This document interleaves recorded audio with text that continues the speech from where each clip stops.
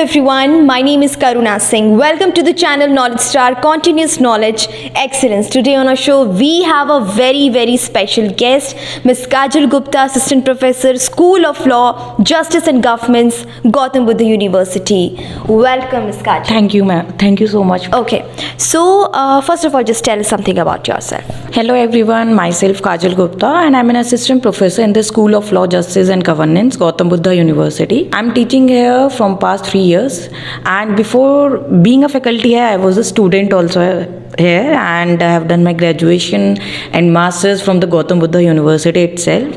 And it's an honor for me that where I have studied, I'm teaching here only. Thank you. Yes, it's absolutely an honor if you have studied in a university and over there only you are just teaching to the students. So yes, it's an honor. Okay, so you belong to the law domain. Fine. Government ने काफ़ी law and orders बनाए हुए हैं, ठीक है, लेकिन उसके बावजूद भी काफ़ी ऐसा है कि उन लॉज को माना नहीं जाता, उन लॉज की कोई ऐसा कद्र नहीं करी जाती. तो what do you want to say about that? See, the thing is that there are many laws and our constitution is one of the best constitution in the entire world. And ऐसा नहीं है कि law माना नहीं जाता है, law माना जाता है. It's just that there is some implementation part which we need to be focused.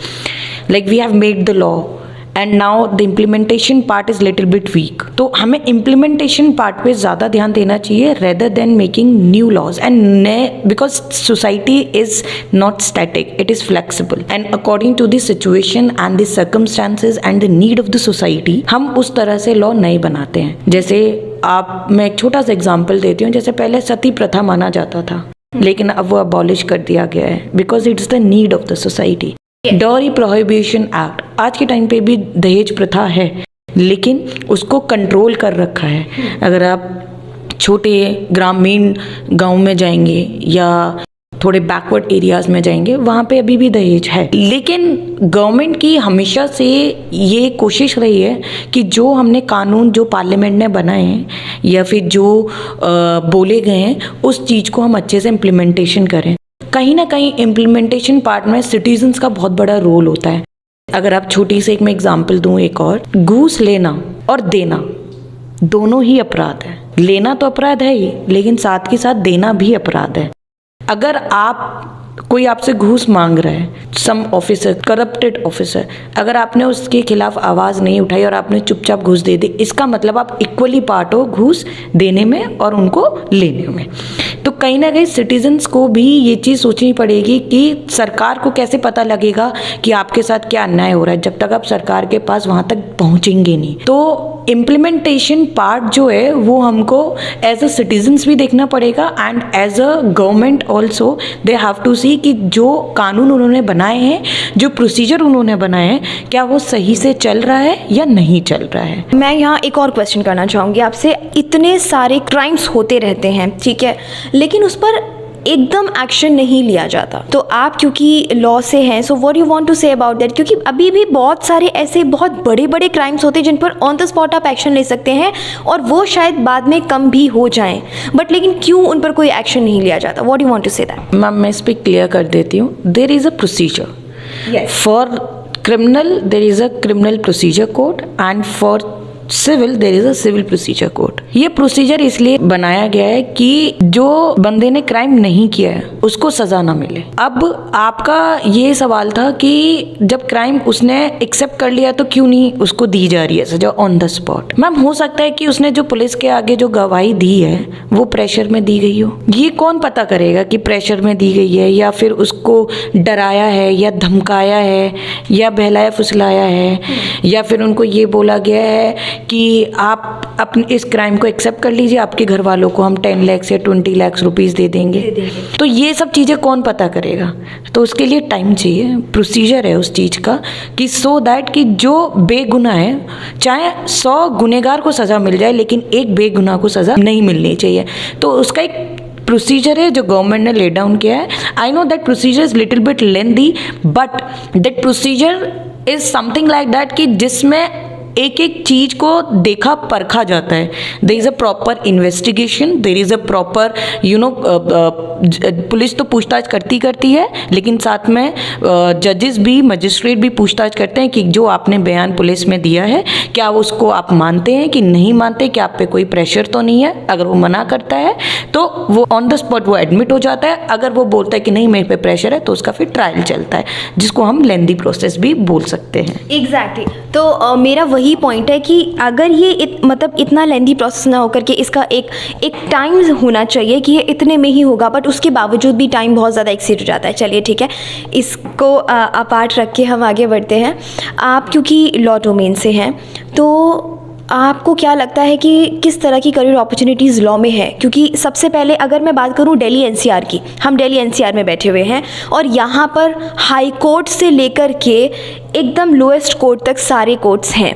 तो क्या कुछ स्टेप्स होना चाहिए पहले एक स्टूडेंट को, किस स्टेप से पार होके उस लेवल पर जाना चाहिए? मैम, जब स्टूडेंट एलएलबी में आता है, जब एडमिशन लेता है, जैसे मैं अपना बताती हूँ, जब मैंने एलएलबी में एडमिशन लिया था तो मैंने सोच के लिया था कि मेरे को जज बनना है. जब मैंने इंटर्नशिप्स की, क्योंकि हमारे बार काउंसिल ऑफ इंडिया ने एक स्ट्रक्चर बना रखा है that internships are compulsory of 3 months whole of your 5-year plan. जब आप इंटर्नशिप्स करते हो तो इंटर्नशिप्स इसीलिए होती हैं ताकि आप लोग को ये पता लगे कि आपका इंटरेस्ट किधर है. Whether you want to go in corporate, whether you want to go in judiciary, और whether you want to do practice, और whether you want to go in a publication domain, or whether you want to work for the government, or whether you want to become a politician, wherever your interest is. So when I have done my first internship, there I think that I don't want to be a judge, or I don't want to be an advocate.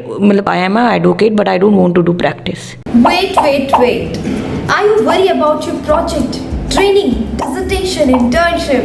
Don't think too much, because Nanoscience and Technology Consortium, in short NSTC, is giving you a golden opportunity to do the same tasks. NSTC also conducts workshop on amazing topics.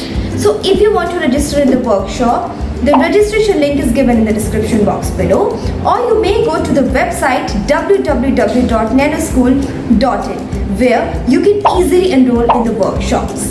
So just check it out right now. But when I have done my masters, then I came to know कि my interest is in teaching. My passion is teaching. So that is why I came into this field.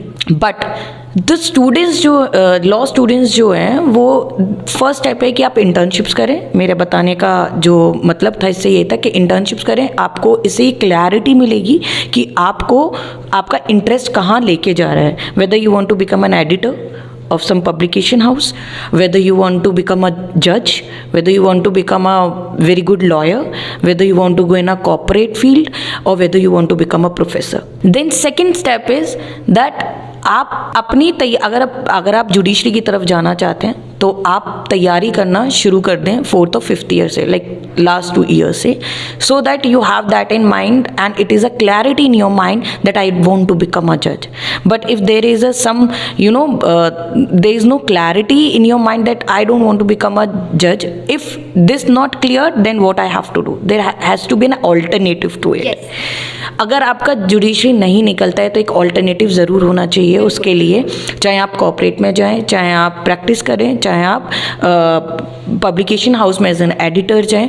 For that thing you need to focus on yourself, you need to upgrade yourself by getting into conferences, attending conferences, seminars, or you can do what you can do is you can do internship as much as you can, or you can do your diploma courses with side by side. Good. Or you can work on your communication skills. मतलब आप अपने आप पे क्या काम कर सकते हैं, अपने स्किल्स को कैसे डेवलप कर सकते हैं for your upcoming years. It's up to you. Correct. And there is nothing like that, there is no job, there is nothing like that in our field. Especially there is none of the company in Delhi NCR or in whole of India where advocate is not required. Conflict हर company में होगा, conflict हर जगह होगा, and to resolve that conflict you need an advocate, you need a arbitrator और advocate और conciliation, whatever. But and it is the guideline of the Supreme Court that every company should have a women's cell also. and if there is a women cell, it means that there you need an advocate. So there is nothing like that, there is no jobs out there, but you have to be a seeker for that job. You have to grab that opportunity. You cannot think that sitting at home you can find the job. No, you have to come outside from your room, from your comfort zone. You have to find the job and you need to upload your resume. like LinkedIn है, अब तो इतना ज़्यादा सब कुछ online हो गया है कि आप नहीं जा पा रहे हो वहाँ पे ड्यू टू सम रीज़न, आप ऑनलाइन इंटरव्यू अपना दे सकते हैं. मिनिस्ट्रीज में इतनी सारी जॉब्स हैं, whether it is a contractual job और whether it is a permanent job, but there are jobs, but you need to be a seeker for that particular job. And the most important thing is that you need to be a perfect candidate for that particular job. You cannot see that I have applied for the job but I didn't get the job. You need to work on yourself. Are you able to satisfy the interviewer what they are needing from you? Because no one will pay you free. If they are paying you 1,000 rupees also, it means that they are taking out of the work of 2,000 rupees. So आपको इतना सक्षम होना पड़ेगा कि आपको ज़रूरत ना पड़े जॉब की, उनको ज़रूरत पड़े आपके काम की. तो मेरे हिसाब से कि जॉब की कमी नहीं है, specially in our field, law field में, बिकॉज लॉ फील्ड ऐसी है कि लॉ स्टूडेंट कहीं पे भी फिट हो सकता है. अब आप पब्लिकेशन की बात करें, पब्लिकेशन में एडिटर्स जो हैं लॉ स्टूडेंट्स भी बैठते हैं, जिन्होंने लॉ किया होता है वो भी एडिटर्स में जा सकते हैं पब्लिकेशन में, रिसर्च फील्ड में. And if anyone wants to go in academic field then तो अकेडमिक्स तो पूरा ही आपका पब्लिकेशन और इन सब चीज़ों का है. There are various journal, national journal, international journal, Scopus है, there are many journals and many colleges have started their own journals also. तो आप वहाँ पे भी अप्लाई कर सकते हैं if you have that skill. So you need to work on that skill. Correct.